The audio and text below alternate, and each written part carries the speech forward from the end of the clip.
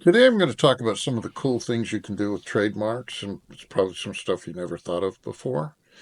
And I'm going to talk to you about the way to structure that so that you can protect your business and your trademark.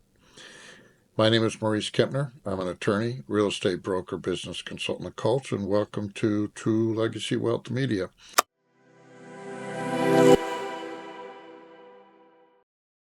So one of the main things you want to do, and this is the big point of this whole video, is you want to own this trademark yourself. So in other words, let's say you got a business you're doing. Maybe you own it yourself, or maybe you got partners, or maybe you own it yourself and then later on you bring on some partners, whatever.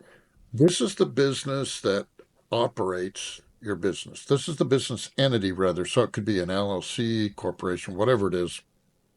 You've got this little business, right? And it runs the day to day operations of your business, whatever that is. The trademark should never be owned by that business. The trademark should be owned by you. Now, you can own that trademark personally, or you can put it, if you want to put it in another entity that's just owned by you, by yourself, whatever, however you want to do that.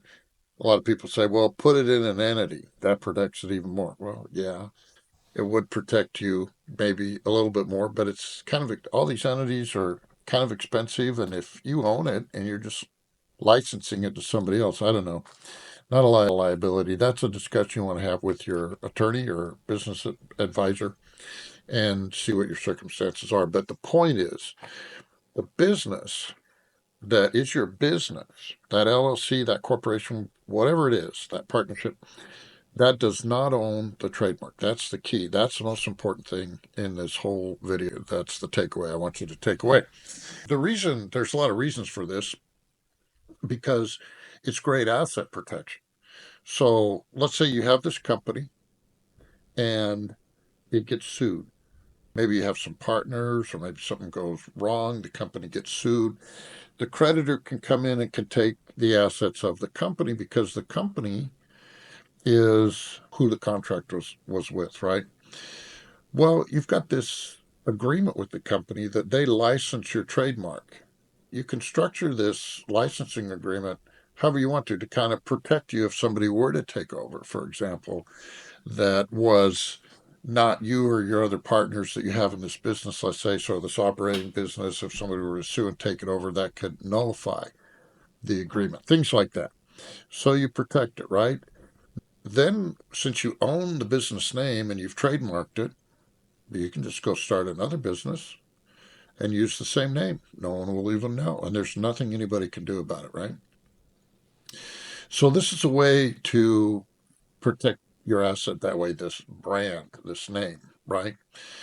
The other thing you can do with this is it gives you just a lot of control. So let's say you take on some partners in the future. Well, they know that you own this trademark, right? And if anybody wants to do anything or change anything or sell to other people, well, that gives you a little more bargaining power, right? Because you own the name. And maybe they want to buy that too. And that could be sold separately. So it wouldn't be an asset that if you brought in partners, they would own. They wouldn't get any money for the name. They'd get money maybe for the business, the operating business or something, but not for the name, right? The trademark. So this is just a way to put you in a good position that it's really hard to put you out of business as far as your name is concerned. Should anything happen to the operating business that runs your business on day to day, that's why you keep this separate. Now, what a trademark does is it gives you a brand and then it protects the brand, right? And you register it. I think register trademarks are the way to go. And then it gives you exclusive use. There are a few exceptions I'm not going to go into in this video, but nothing you really need to worry about, in my opinion. Now that makes it a very valuable asset. So this asset now, this trademark, you can sell it because you own it, right? You can sell it and you can license it, which you're licensing it to the business that either you own by yourself or with other partners or whatever, however you do. That's your trademark. So now you can get money from the license, right? As the trademark goes up in value, as your company does better and better and better, this trademark is worth more and more money, right? So you can pay yourself a reasonable amount from this operating entity, and this licensing fee is not subject typically to Social Security and Medicare taxes or self-employment taxes. So that lowers your taxes that way. It converts part of your income from your LLC or even an S corporation. It eliminates it off the top as an operating expense. It goes to you, not subject to Social Security and Medicare taxes. It goes to you or your personal entity, however you've set that up. So it gives you certain tax advantages. It doesn't stop your income from being taxed. It just changes the character of the income to licensing or royalty type of income that goes to you personally that isn't subject to Social Security and Medicare taxes. So that lowers those taxes. And it makes the overall income, if you have an S corporation, for example, lower so that your percentage that you pay yourself as a wage is the higher percentage, even though it's the same number. So let me tell you what I'm talking about here. So let's say you paid yourself 50% of the profit from your S corporation as wages, and the other 50% is just ordinary income dividends, not subject to Social Security tax, right? That means your ratio is 50%. Okay.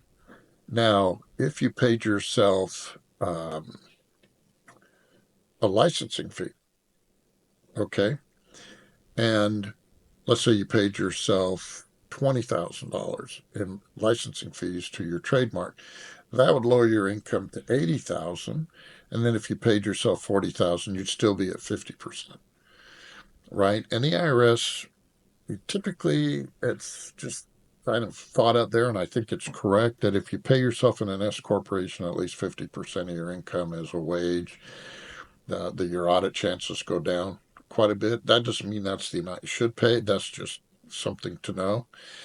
And so then you can pay yourself less, in other words, and still have higher percentage going to wages than you would if you didn't pay yourself for the trademark. In other words, you're paying yourself for the trademark, and that lowers your income from the company. And that increases the percentage of the income from your company that goes to wages, even though the wages are the same. So you have the same income, it's just recharacterizing it into partly rental or royalty income in the form of a trademark fee. These are just some of the few reasons why you would want to trademark: the asset protection, the control, lowering self-employment taxes, and things like that. But the main takeaway here is, like I said, you want to own that trademark yourself and keep control of it and craft your agreements so that no matter what happens, you maintain control and you're the deciding person, right?